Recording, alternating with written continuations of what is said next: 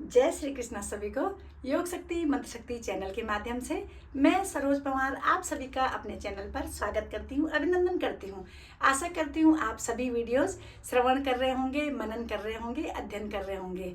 मेरी जबान या मैं अपने आप इस ग्रंथ को पढ़ने के लायक नहीं हूँ और ना मेरी जबान उतने लायक है, पर भगवान की कृपा से परम पिता परमात्मा श्री कृष्ण भगवान मेरी जबान पर बैठकर मुझको ये शक्ति दे रहे हैं कि मैं इन श्लोकों को पढ़ पा रही हूँ, आप लोगों तक श्रवण करा पा रही हूँ। तो ये मेरी औकात नहीं है, मेरी जबान नहीं है, ये भगवान की जबान है और भगवान मेरी अंतरात्मा में बैठकर अपने आप खुद ये श्लोक बुलवा रहे हैं, ऐसा मेरा मानना है। तो आप भी इन श्लोकों को सुनिएगा और अपना आध्यात्मिक कल्याण मेरे साथ साथ अवश्य कीजिएगा।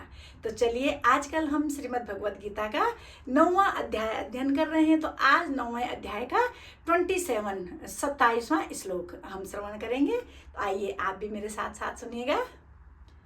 ओम श्री परमात्मने नमः।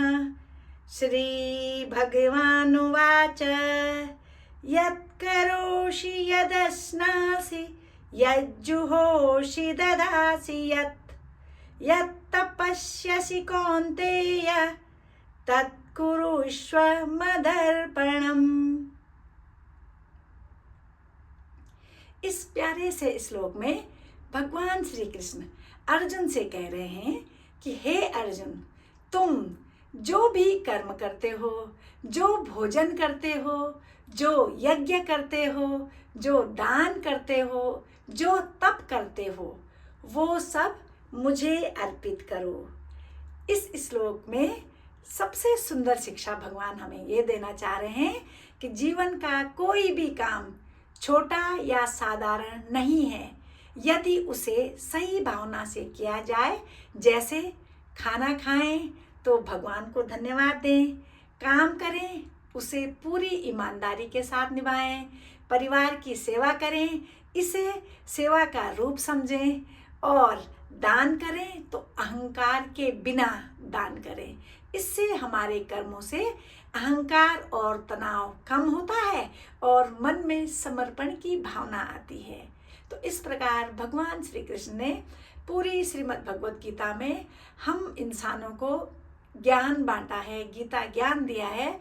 अगर हम इसको आत्मसात करें, अपने मन में धारण करें, कोशिश करें, मैं ये नहीं कहती कि हम एकदम से कर लेंगे, मैं भी कोशिश कर रही हूँ। लगभग 1 साल होने को आया, पिछले सितंबर से अब ये सितंबर आ ही गया है, तो 1 साल होने वाला है। मैं भी श्रीमद् भगवद गीता का अध्ययन भगवान की कृपा से कर रही हूँ। भगवान ही मेरे मन में बैठे हैं, विराजमान हुए हैं। बिना भगवान की कृपा से हम भगवान की भक्ति भी नहीं कर सकते।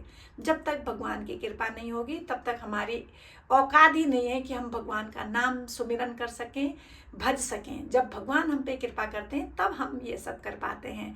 तो भगवान की मेरे ऊपर भी बहुत बड़ी कृपा हुई है कि मैं भगवान का नाम स्मरण करने लगी हूँ। थोड़ा बहुत भगवान ने मेरी जबान पर बैठकर ये शब्द निकाले हैं, तो मैं कोशिश कर रही हूँ मैं अध्ययन करूँ। और जो मैं अध्ययन कर रही हूँ वो मैं दिल से चाहती हूँ कि आप सभी उसको भी श्रवण करें, अध्ययन करें।